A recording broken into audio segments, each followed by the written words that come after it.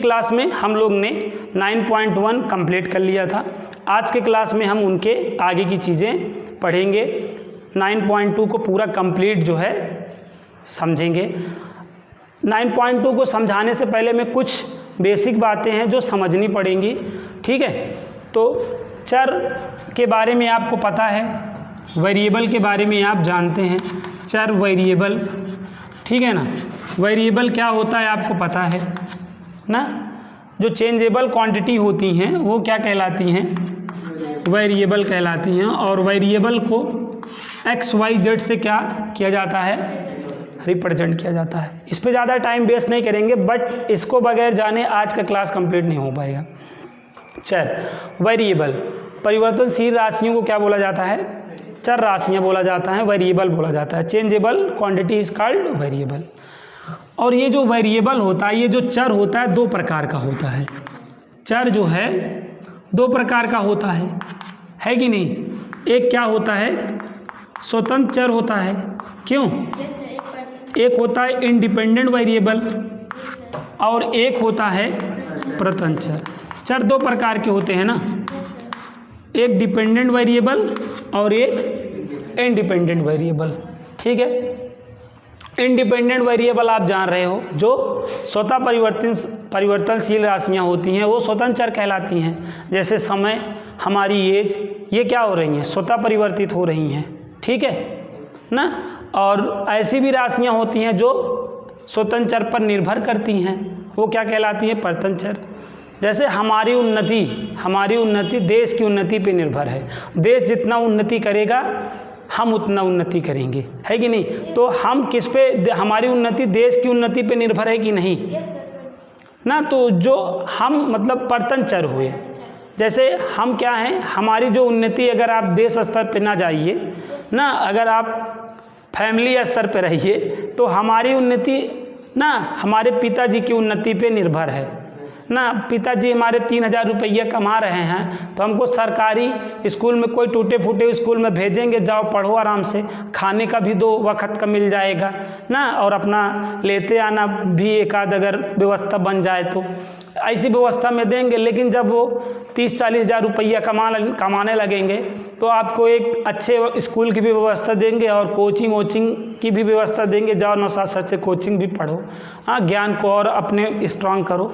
तो मतलब क्या है, जैसे जैसे पापा के अंदर जो है मतलब सैलरी में परिवर्तन हो रहा है, हम उन पर निर्भर है ना, तो उनमें भी क्या हो रहा है, हमारे अंदर भी परिवर्तन आ रहा है। तो हमारे में परिवर्तन कब आ रहा है, जब पप्पा जी में परिवर्तन आ रहा है। जैसे ग्राफ में क्या होता है, ग्राफ बनाते समय हम क्या करते हैं, ये x होता है और ये y, x की वैल्यू लेते जाते हैं और y की वैल्यू क्या होती है, आती जाती है। तो x स्वतः परिवर्तित हो रहा था, x स्वतः परिवर्तित होता रहता है और y उस पर निर्भर करता रहता है। इसी वजह से स्वतंत्र चर में किसको समझा जाता है, x को, और परतंत्र चर में डिपेंडेंट वेरिएबल में किसको समझा जाता है, y को। ये बेसिक बात थी। ये दोनों ही वेरिएबल थे, लेकिन वेरिएबल क्या होते हैं, दो प्रकार के होते हैं, एक स्वतंत्र चर और एक परतंत्र चर, एक इंडिपेंडेंट वेरिएबल और एक। तो x किस कैटेगरी में आता है, इंडिपेंडेंट वेरिएबल में, और y किस कैटेगरी में आता है, y डिपेंड करता है किस पे, x पे। हमेशा ये बात आप जानते हैं, समझ गए। अब यहाँ के बाद ये चर हो गया। अचर आप जानते हैं, अचर आपको पता है कांस्टेंट, ठीक है ना। कांस्टेंट क्या होता है आपको पता है, अचर को क्या बोला जाता है भैया, कांस्टेंट, ठीक है। कांस्टेंट ये बहुत ही इम्पोर्टेंट है, कांस्टेंट, ठीक है। यही का आज डिस्कशन होगा, आज वाले क्लास में और कल वाला क्लास में यही कांस्टेंट से रिलेटेड हमें प्रॉब्लम जो है सॉल्व करनी रहेंगी। तो कांस्टेंट को ध्यान से समझिएगा। कांस्टेंट देखिए, अनचेंजेबल क्वांटिटी क्या कहलाती है, कांस्टेंट कहलाती है ना। अब आप किसी से भी पूछो पाई की वैल्यू, हर कोई बताता है 22/7, बताता है कि नहीं। आप कोई से भी पूछो sin 30 की वैल्यू, sin 30 की वैल्यू क्या 1/2 ही बताएगा कि नहीं। तो ये सारे क्या हैं, आप कोई से भी पूछो √4 बताओ क्या होगा, आदमी +-2 ही बताता है। तो ये सब क्या है, अनचेंजेबल क्वांटिटी है कि नहीं, कोई भी वही आंसर दे रहा है, सब जान रहे हैं। कोई को भी कहो 1 लिखो, कोई भी को 1 कहो तो ऐसे ही लिखेगा, कोई भी को कहो 2 लिखो तो ऐसे ही लिखेगा। बताओ, कोई भी नंबर आप किसी को भी लिखने के लिए बोलो, जैसे आप लिखते हो 786 वैसे सब लिखेंगे कि नहीं? बताओ। तो यहाँ पे क्या हो रहा है, जो हमारे नंबर्स हैं क्या हैं, अनचेंजेबल हैं कि नहीं? बताइए। तो जो चीज़ें क्या हैं, अपरिवर्तनशील राशियों को क्या बोला जाता है? अचर बोला जाता है, कांस्टेंट बोला जाता है। ये आपके भेजे में है ना। तो कांस्टेंट का मतलब आपके दिमाग में क्या है, किससे है? नंबर से, मोबाइल नंबर से। तो जो नंबर्स होते हैं वो हमारे क्या होते हैं? अचर होते हैं, ठीक है। और जनरली जो है ABCD, EF, ये सब भी हमारे क्या होते हैं? कांस्टेंट की कैटेगरी में आते हैं कि नहीं? PT, UV, WX, Y, Z को छोड़ दो तो जितने आपके लेटर बचते हैं वो भी कांस्टेंट की कैटेगरी में आते हैं। अब कांस्टेंट क्या होता है? 2 तरह का होता है। कांस्टेंट भी 2 प्रकार के होते हैं कि नहीं? बताओ। कांस्टेंट 2 प्रकार के होते हैं। एक होता है एब्सोल्यूट कांस्टेंट, एक क्या होता है? एब्सोल्यूट कांस्टेंट होता है, ठीक है। एब्सोल्यूट कांस्टेंट होगा, ठीक है, एब्सोल्यूट कांस्टेंट होगा ना। एक होता है एब्सोल्यूट कांस्टेंट और एक होता है आर्बिट्रेरी,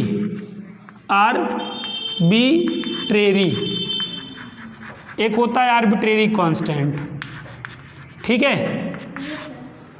ध्यान दीजिएगा, एक होता है एब्सोल्यूट कांस्टेंट और एक होता है आर्बिट्रेरी कांस्टेंट। एब्सोल्यूट का मतलब निरपेक्ष अचर। क्या होता है भैया? निरपेक्ष अचर होता है। एक होता है निरपेक्ष अचर और एक होता है स्वेच्छ अचर। क्या होता है? स्वेच्छ अचर। आज का जो क्लास है यही बेसिकली स्वेच्छ अचर पे डिपेंड है ना। तो कांस्टेंट क्या होता है आप जान गए हो। कोई भी जो नंबर है वो कांस्टेंट है और ABCD, EF, GF भी कांस्टेंट में ही आते हैं। अब एब्सोल्यूट कांस्टेंट क्या है ना? वो कांस्टेंट जिनका प्रत्येक प्रश्न में मान क्या हो? स्थिर, उन्हें एब्सोल्यूट कांस्टेंट बोला जाता है, निरपेक्ष अचर बोला जाता है। जैसे पाई का प्रत्येक ना, समझ रहे ना, 22/7 ही होगा कि नहीं ना, या अंडर रूट 4 प्रत्येक प्रश्न में 2 ही तो आएगा। Yes sir. बोलिए। Yes sir. और ऐसे sin 30 की वैल्यू प्रत्येक क्वेश्चन में क्या? 1/2। तो ये सारे अब आपके क्या हैं? आर्बिट्रेरी कांस्टेंट है कि नहीं? जिनकी वैल्यू है प्रत्येक क्वेश्चन के लिए क्या होती हैं? फिक्स। वो क्या होता है? एब्सोल्यूट कांस्टेंट होता है, निरपेक्ष अचर होता है। क्या होता है? तो ये सारे आपके निरपेक्ष अचर हैं कि नहीं? बताइए ना। तो निरपेक्ष अचर क्या है, समझ गए? ऐसी अचर राशियां जिनका प्रत्येक प्रश्न में मान स्थिर हो, ठीक है। अगर एवरी क्वेश्चन में वैल्यूएं क्या हैं? फिक्स हैं, तो उन्हें क्या बोला जाएगा? एब्सोल्यूट कांस्टेंट बोला जाएगा, निरपेक्ष अचर बोला जाएगा। आ रहा है यहाँ तक? अब ये आर्बिट्रेरी कांस्टेंट क्या है? स्वेच्छ अचर क्या है? स्वेच्छ अचर क्या है? ये भी कांस्टेंट ही है ना। स्वेच्छ अचर क्या? वे अचर राशियां जिनका एक प्रश्न में मान स्थिर रहता है किंतु दूसरे प्रश्न में मान बदल जाता है, उन्हें क्या बोला जाता है? आर्बिट्रेरी कांस्टेंट बोला जाता है। आर्बिट्रेरी कांस्टेंट बोला जाएगा, स्वेच्छ अचर बोला जाएगा ना। जैसे देखो y = mx + c, क्या? y = mx + c। यहाँ पे आपका जो m और c है, यहाँ पे ये आपके आर्बिट्रेरी कांस्टेंट है कि नहीं? बताओ भाई। m की value question to question, m और c की value question to question change होती रहती है कि नहीं? कोई ये क्वेश्चन है, अभी आप देखो m की वैल्यू क्या है? 2, c की वैल्यू क्या है? 3। अब कोई अदर क्वेश्चन हो जाएगा सपोज, देखो अब क्वेश्चन चेंज हो गया कि नहीं? अब m और c की वैल्यू क्या हो गई? चेंज हो गया कि नहीं? तो आर्बिट्रेरी कांस्टेंट क्या है? जिसका एक प्रश्न में मान स्थिर रहे किंतु दूसरे में बदल जाए। तो ये जो m और c हैं कैसे कांस्टेंट होते हैं? आर्बिट्रेरी कांस्टेंट होते हैं। क्या होते हैं? अब अगर मैं यहाँ पे आपको इस क्वेश्चन में पूछूं बताओ, मैं आपसे बहुत पूछूं 7 और 5 यहाँ पे कैसे कांस्टेंट है? तो कैसे कांस्टेंट है? एब्सोल्यूट कांस्टेंट है, क्योंकि यहाँ 7 और यहाँ पे 5, इस क्वेश्चन में तो 7 और 5 फिक्स हो चुका है ना। जब हम ऐसे लिखे रहते हैं y equal M X plus C, अब m की वैल्यू क्या होगी, c की वैल्यू क्या होगी, बता लोगे? हाँ, अब क्वेश्चन टू क्वेश्चन चेंज होता रहेगा कि नहीं? यहाँ पे m और c क्या है? आर्बिट्रेरी कांस्टेंट है, क्योंकि क्वेश्चन टू क्वेश्चन क्या हो रहा है? अब यहाँ पे फिक्स नहीं हो गया है, इस क्वेश्चन के लिए तो फिक्स हो गया ना, यहाँ 7 यहाँ पे 5, तो कहाँ ये आर्बिट्रेरी कांस्टेंट है? जहाँ फिक्स हो जाएगा वो क्या है? तो देख लो, यही अभी आप इसी को क्लियर कर लो, आगे तो बाद में पढ़ना। तो आर्बिट्रेरी कांस्टेंट क्या है, समझ में आ रहा है? वाट लगा देगा आपकी, मैं बता दे रहा हूँ, इसलिए ध्यान रखो। तो यहाँ तक बातें आप लोगों को समझ में आई होंगी हल्की फुल्की। अब मैं यहाँ पर बात करूँ ax² + bx + c, तो यहाँ पर ये जो आप a b c देख रहे हो, ये क्या होंगे? हमारे आर्बिट्रेरी कांस्टेंट होंगे। भाई ऐसा लिखा हूँ तो a और b और c की वैल्यू क्या है आपको क्या पता, लेकिन कुछ ना कुछ तो होगी ना। लेकिन मैं यही चीज़ ऐसे लिख दूँ, अभी देखो ये लिख दिया कि नहीं मैंने? अब तो यहाँ पे देखो ये फिक्स हो गया कि ये 3 यहाँ 3 यहाँ 5 यहाँ 7 ना। अब यहाँ पे a की वैल्यू क्या है? 3, b की वैल्यू 5 और यहाँ पे अब a b c की वैल्यू फिक्स हो गई कि नहीं? जिसका मान फिक्स हो जाए वो क्या है? एब्सोल्यूट कांस्टेंट है, बोले तो निरपेक्ष अचर है। और ये क्या है? यहाँ पे लिखे हैं, यहाँ पे ऐसा लिखा है, तो ए बी सी क्या है बता सकते हो? कोई ना कोई नंबर होगा, बट क्या होगा बता सकते हो? अब ये क्वेश्चन टू क्वेश्चन चेंज होता जाएगा कि नहीं? किसी क्वेश्चन में, जैसे इस क्वेश्चन में यहाँ पे ए बी सी की वैल्यू ये है, कोई अदर क्वेश्चन होगा तो ए बी सी की वैल्यू कुछ होगी, समझ गए? तो जब ऐसे क्वेश्चन लिखा रहता है तो यहाँ पे जो ए बी सी होता है ये क्या होता है? अब मैं आपको 100 बात की एक बात है कि अगर कोई भी जनरल फॉर्म आपके पास है, कोई भी इक्वेशन की क्या है भाई? जनरल फॉर्म, कोई भी वक्र का अगर आपको व्यापक समीकरण दिया है तो वहाँ पे जो भी आपके लेटर यूज हुए रहते हैं, समझ रहे ना, एक्स वाई जेड को छोड़कर, क्योंकि एक्स वाई जेड कहाँ किस में आते हैं? वो वेरिएबल है ना, एक्स वाई जेड तो वेरिएबल हैं। उनके बाद जो A B C D E F G F ना, K L M N lambda ये सब पढ़े हो, ये सारे तो हमारे कांस्टेंट हैं, तो वो सारे हमारे आर्बिट्रेरी कांस्टेंट बनते रहते हैं। बोलो। तो यहाँ पे ये देखो y equal M X plus C में यहाँ पे m और c आर्बिट्रेरी कांस्टेंट है, यहाँ पे a b c कांस्टेंट हो गए। अब जैसे y² बराबर क्या है? 4ax, ये भी तो देखो परवलय का व्यापक समीकरण है कि नहीं? तो यहाँ पे a क्या होगा? आर्बिट्रेरी कांस्टेंट होगा। अब यह इक्वेशन आप सर्कल ही देख लो, x² + y² बराबर a² कर लो, तो यहाँ पे a क्या होगा, या r ही कर लो, तो आर्बिट्रेरी कांस्टेंट है कि नहीं? क्वेश्चन चेंज होता रहता है ना, क्वेश्चन टू क्वेश्चन r की वैल्यू या a की वैल्यू चेंज होती रहेगी। या आप इलिप्स का ही इक्वेशन देख लो ये, तो यहाँ पे a और b की वैल्यू देखो क्या होगी, कुछ भी हो सकती है, a का मान 4 5, b का मान भी कुछ भी हो सकता है। तो यहाँ पे a और b आपके क्या होंगे? आर्बिट्रेरी कांस्टेंट होंगे। कहने का मतलब क्या है कि अगर आपको कोई भी इक्वेशन का जनरल इक्वेशन गिवन है, जनरल फॉर्म अगर गिवन है, तो वहाँ पे ए बी सी जो होंगे हमारे क्या होंगे? आर्बिट्रेरी कांस्टेंट होंगे, स्वेच्छाचर होंगे ना। और जहाँ पे इस तरीके से नंबर की प्राप्ति हो जाएगी क्वेश्चन में, वो हमारा क्या हो जाएगा? निरपेक्ष अचर हो जाएगा। क्लियर है? चलिए अब बढ़ते हैं आज के क्वेश्चन की ओर। तो ये बेसिक बातें थी, मैंने कई बार बताया भी है, मैंने कहा रिवाइज कर दूं, ठीक है?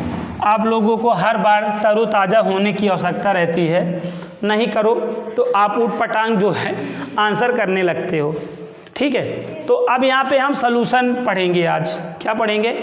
सलूशन ऑफ डिफरेंशियल इक्वेशन पढ़ने वाले हैं। क्या पढ़ने वाले हैं? सलूशन ऑफ डिफरेंशियल इक्वेशन, ठीक है?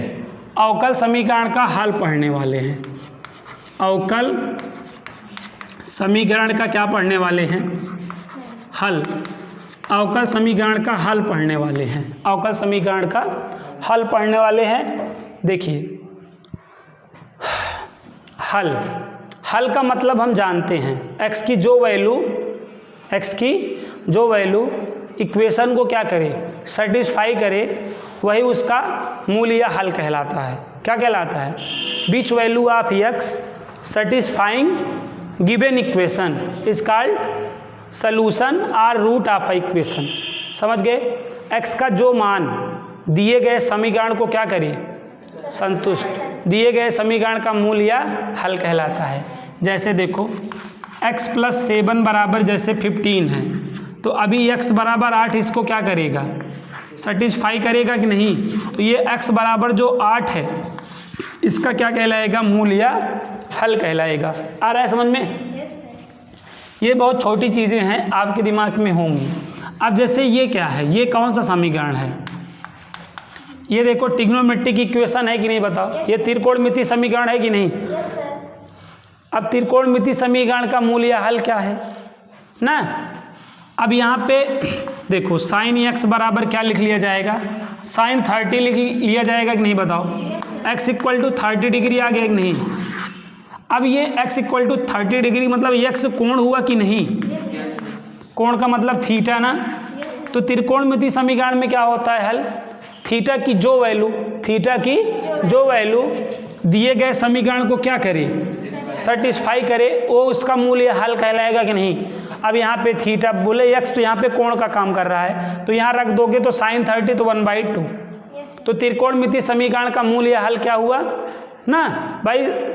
त्रिकोणमिति है तो थीटा पे निर्भर करती है ना, तो थीटा का जो मान उसको सेटिस्फाई करे मूल या हल कहलाएगा। लेकिन यहाँ पर हम क्या पढ़ने वाले हैं, अवकल समीकरण का क्या, अवकल समीकरण का मूल या हल, अवकल समीकरण का मूल या हल। ऐसे देखो बात को समझो, ये हमारे अवकल समीकरण है कि नहीं बताओ ना? ये अवकल समीकरण है, इनका हम क्या पढ़ने वाले हैं, हल। तो इनका मूल या हल क्या होता है? ठीक है, अवकल समीकरण का मूल या हल क्या होता है? जैसे समीकरण का हल आप समझ गए, समीकरण का हल क्या है समझ गए ना? x बराबर जो नंबर इसको क्या करे, सेटिस्फाई, समीकरण का हल है कि नहीं? और या साइन थीटा बराबर जैसे 1/2 है, तो थीटा बराबर जो कोण इसको क्या करे, थीटा बराबर जो कोण इसको क्या करे, सेटिस्फाई करे, इसका क्या होगा, मूल या हल होगा ना। अब ऐसे डिफरेंशियल इक्वेशन दिया हो तो उसका मूल या हल क्या होगा? तो इसका मूल हल y = fx + c होगा। ठीक है, अगर y = fx + c में हम y = fx + c निकाल ले रहे हैं, y = fx + c में इक्वेशन ना y की वैल्यू fx + c के फॉर्म में निकाल ले रहे हैं, तो यही दिए गए अवकल समीकरण का मूल या हल होगा। समझ पाए नहीं? मैं देखो आधार से लिंक करने का प्रयास किया हूँ, मेरा प्रयास सफल हो पाया इन एग्जाम्पलों से। x + 7 बराबर 15, तो x बराबर जो नंबर आएगा वही नंबर इसका मूल या हल कहलाएगा कि नहीं यार? अब यहाँ पे जैसे साइन थीटा बराबर 1/2 है, तो थीटा बराबर जो कोण आएगा वही इसका मूल या हल कहलाएगा कि नहीं? तो साइन थीटा बराबर 1/2 है, तो हल क्या है, थीटा बराबर कोण ना। और ऐसे ये है तो x बराबर नंबर है ना, तो ऐसे ये डिफरेंशियल इक्वेशन है, तो इसका मूल या हल क्या होगा, मूल या हल क्या होगा, y = mx + y = fx + c। अगर हम y = fx + c के फॉर्म में क्या ला रहे हैं, आंसर, अगर हमारा आंसर y = fx + c के फॉर्म में आ रहा है अवकल समीकरण का, तो यही क्या कहलाएगा, अवकल समीकरण का मूल या हल कहलाएगा। क्लियर है बात? अगर हम अपने अवकल समीकरण का आंसर y = fx + c के फॉर्म में ला रहे हैं, तो यही हमारे अवकल समीकरण का मूल या हल कहलाएगा। बताइए, आइए एक आध डेमो के तौर पे एक आध क्वेश्चन को निपटा दें। ठीक है, अब यहाँ पे देखिएगा, जैसे dy क्या है, dx = y/x है ना, बोलो। अब इसको हमें क्या करना है, हल, क्या करना है, हल। तो देखिए अवकल समीकरण को हल करने का क्या तरीका है, देखो बिरादरी वाला बिरादरी के बगल करना पड़ता है, ये x है ना, तो इसके देखो एक साइड आप dx को कर लोगे और एक साइड को dy वाला कर लोगे। यहाँ देखो dy वाला हमेशा LHS साइड करना है, डी वाई वाला हमेशा, तो यहाँ देखो डी वाई है, वाई आ जाओ, 1/y हो गया कि नहीं, यस सर। और यहाँ पे 1/x है, डी एक्स को इधर जाने दो। बताओ ये क्या है, क्या है, प्रोसेस है डिफरेंशियल इक्वेशन को सॉल्व करने का ना। डी वाई के साथ कौन होगा, y, और डी एक्स के साथ कौन होगा, डी वाई और डी एक्स को क्या करना होता है, ब्रेक करना होता है। डी वाई को हमेशा किस साइड करना, LHS साइड, और डी एक्स को हमेशा, ठीक है। तो यहाँ पे देखो कर लिया, ऐसा कर लेने के बाद इंटीग्रेशन कर देना होता है बोथ साइड का। क्या कर देना होता है, बताओ 1/y का डी वाई के रिस्पेक्ट में क्या होगा, log y होगा कि नहीं, और इसका log x। अगर दोनों तरफ इंटीग्रेशन करने पे log ही आया हो तो कांस्टेंट में log a ऐड किया जाता है। क्या, log a या log c, आप log c ऐड करोगे, क्या करोगे, log c, बोलो। ऐसा करने पे यहाँ पे देखो क्या हुआ, यहाँ पे क्या हुआ, log m plus log n वाला लॉजिक बन गया कि नहीं। तो बताओ क्या हो गया, log m plus log n, तो प्लस है इंटू हो जाएगा log cx, तो y बराबर क्या आ गया भाई, cx आ गया कि नहीं, ये आंसर हो गया। बताओ इस फॉर्म में आ रहा है कि नहीं आंसर, आ रहा है ना, बोलो।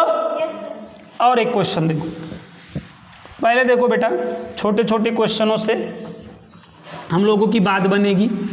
डी वाई बराबर क्या है, d x, sorry d y upon d x बराबर कॉस एक्स है। ये क्या है, एक डिफरेंशियल इक्वेशन है, इसको करना है हल। तो आप क्या करेंगे, डी वाई वाला एक साइड और डी एक्स वाला क्या करेंगे, एक साइड कर दिए। अब यहाँ के बाद इंटीग्रेटिंग कर देंगे बोथ साइड, तो क्या हो जाएगा, जिसका कोई नहीं उसका तो खुदा है यारो, मैं नहीं कहता किताबों में लिखा है यारो, काश एक्स का क्या होता है, प्लस सी। देख लो, देख रहे हो हल किसके फॉर्म में पा रहे हो, y equal F X plus C के फॉर्म में पा रहे हो कि नहीं। तो यही क्या हुआ, हल। अगर अवकल समीकरण को हल करो और answer y equal F X plus C के फॉर्म में निकले, तो यही y equal F X plus C की जो फॉर्म है वही क्या होता है, अवकल समीकरण का हल कहलाता है। हल समझ में आ रहा है, आ रहा है ना। हल लेके खेत में ना पहुंच जाना, ऐसे हल करना है ना। तो यहाँ पे 100 बात की एक बात हमने बताया, अवकल समीकरण के हल का क्या मतलब है, सॉल्यूशन ऑफ डिफरेंशियल इक्वेशन का क्या मतलब है, कि हमारा answer y equal F X plus C के फॉर्म में अगर आ रहा है तो यही आंसर हमारा दिए गए अवकल समीकरण का मूल या हल होगा, बोले तो सॉल्यूशन होगा। ठीक है। अब यहाँ की बात समझिए, सॉल्यूशन यहाँ पे दो प्रकार का होना है, सॉल्यूशन दो प्रकार का होगा। सॉल्यूशन कितने प्रकार का होगा, दो। यहाँ पे हम एक पढ़ने वाले हैं general solution of differential equation.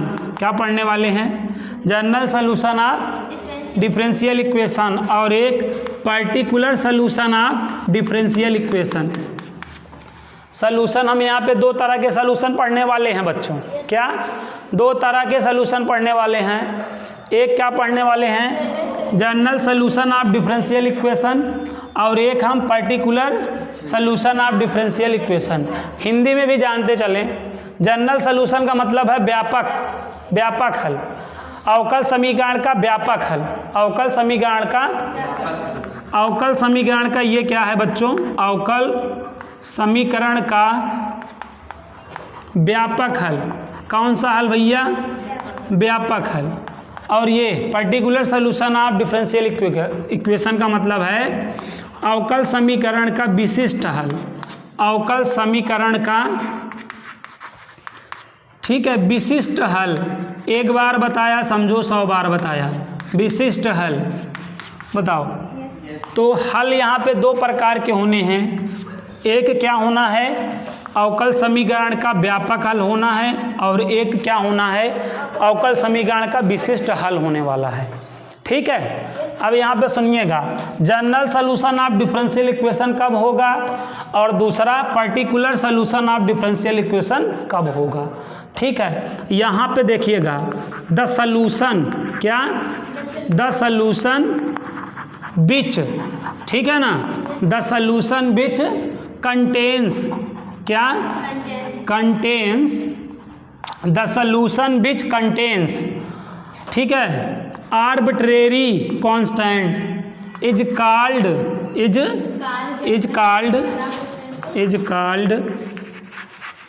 Called general solution of differential equation.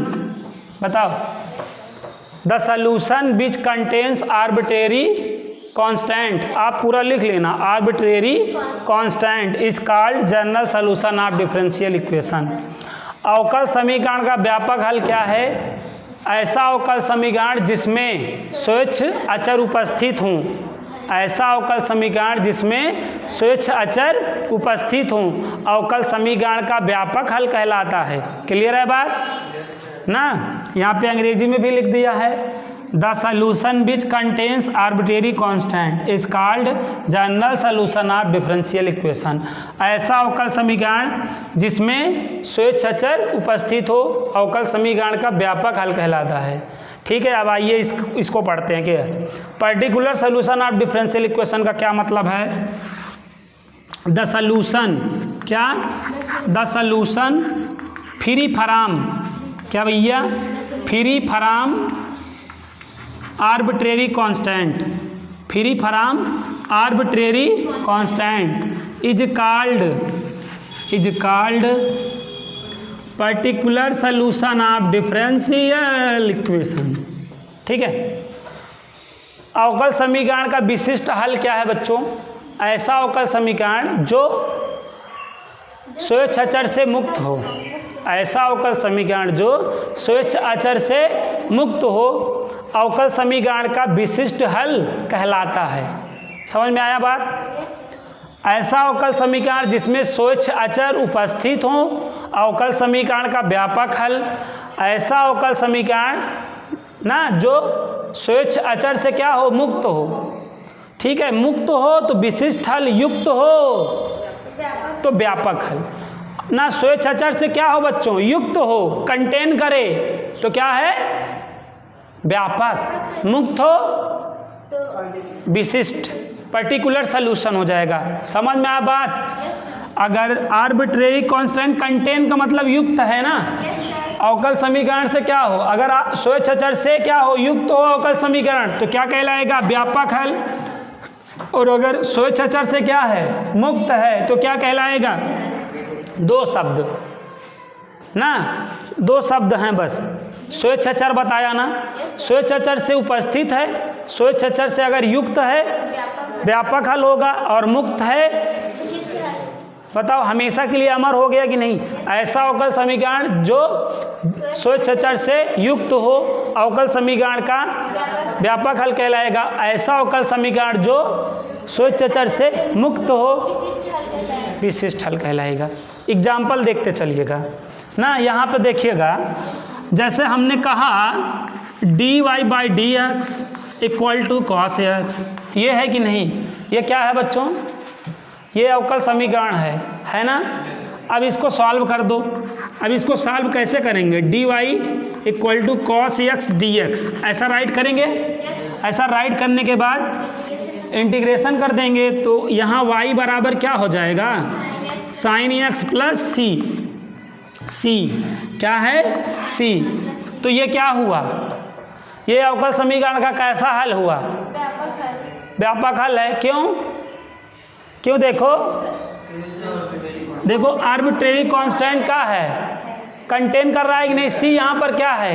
Here c is arbitrary constant, तो ये आर्बिट्रेरी कांस्टेंट है। c की वैल्यू क्या है अपने को क्या पता?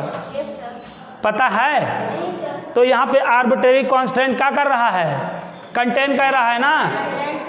बताओ, कंटेन कर रहा है ना? तो इसलिए ये जो हल है ये कैसा हल है? हल का मतलब ऐसी फॉर्म आना, जब यही फॉर्म आ जाए तब तो जनरल है, लेकिन अगर सी की जगह नंबर रख ले कोई तब तो पर्टिकुलर सॉल्यूशन हो जाएगा कि नहीं?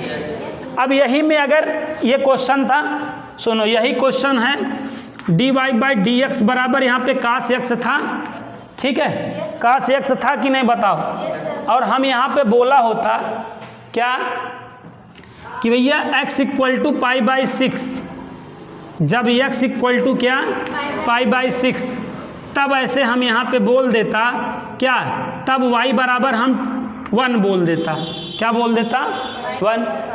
तो अब क्या होता, पहले हल कर डालते, dy बराबर क्या करते, cos x, यहाँ पे dx, ठीक, इंटीग्रेटिंग कर देते। बताओ, ठीक है, इंटीग्रेटिंग, तो यहाँ पे y बराबर क्या हो गया, sin x प्लस सी हो गया, ये इक्वेशन 1 हो गया। कभी भी आपको पर्टिकुलर सलूशन देना है तो पहले आप जनरल सलूशन देंगे। दे लिए जनरल सलूशन। अब यहाँ पे ये सब थ्योरी को अब काम नहीं है ना, अब यहाँ पे इरेज कर दे रहे हैं, ध्यान से समझिएगा। ये क्या है, अभी ये जनरल सलूशन है कि नहीं? अब ये जब ये विशिष्ट वैल्यू देखो क्या है, विशिष्ट अवकल समीकरण का विशिष्ट हल है ना, तो ऐसे आपको कुछ विशिष्ट मान दिए रहेंगे, कुछ पर्टिकुलर वैल्यूएं क्या रहेंगी, दी रहेंगी। अब रख दो। अब देखो x के जगह क्या रखना है, y के जगह क्या रखना है, y के जगह 1 और x के जगह π/6 प्लस c। बताओ साइन पाई, ये 1/2 प्लस सी हो गया कि नहीं, 1 - 1/2 सी, तो ये सॉल्व करेंगे 1/2 की नहीं। अब वैल्यू वहाँ रख दो। अब y इक्वल क्या, साइन x प्लस 1/2। अब ये हल आया कि नहीं, ये है particular solution of differential equation. समझ गए? जब आप c की वैल्यू पुट कर दो, जब c की वैल्यू भाई c के प्लेस पे कोई क्या हो, न्यूमेरिकल मान हो ना, अगर c के प्लेस पे कोई न्यूमेरिकल वैल्यू है हल करने पर, तो वो क्या होगा, particular solution of differential equation. और जब c ही रहेगा, c के जगह नंबर नहीं रख पा रहे हैं, तब तो जनरल सलूशन है। समझ में आया? सलूशन दो तरह के होंगे, जनरल सलूशन और पर्टिकुलर सलूशन। जब भी पर्टिकुलर सलूशन रहेगा ना, कुछ ऐसे पर्टिकुलर वैल्यूएं दी रहेंगी, तभी तो सी का मान निकलेगा। और जब सी का मान निकाल के रख दोगे तो वो सलूशन, समझ गए? जब सी का मान निकाल कर रख दोगे, तो मैंने कल कहा फूल बने अंगारे, फूल अंगारे बन जाते हैं जब आग में डाल देते हैं। तो जब आप क्या करेंगे, सी की वैल्यू रख देंगे, सी की वैल्यू पर्टिकुलर वैल्यूओं से रख देंगे, तो यही पर्टिकुलर सलूशन बन जाएगा। समझ में आ रहा है बात? यहाँ तक बात समझ में आ गई? अब आगे जो बातें हैं बहुत आसान बातें हैं, ठीक है, लेकिन हम देख लें घड़ी की सुई क्या कह रही है। घड़ी की सुई कह रही है आज के लिए इतना ही करिए, और आप जो है जो एक्सरसाइज है अगले वीडियो में कराइएगा। तो आज के लिए इतना ही, बाय।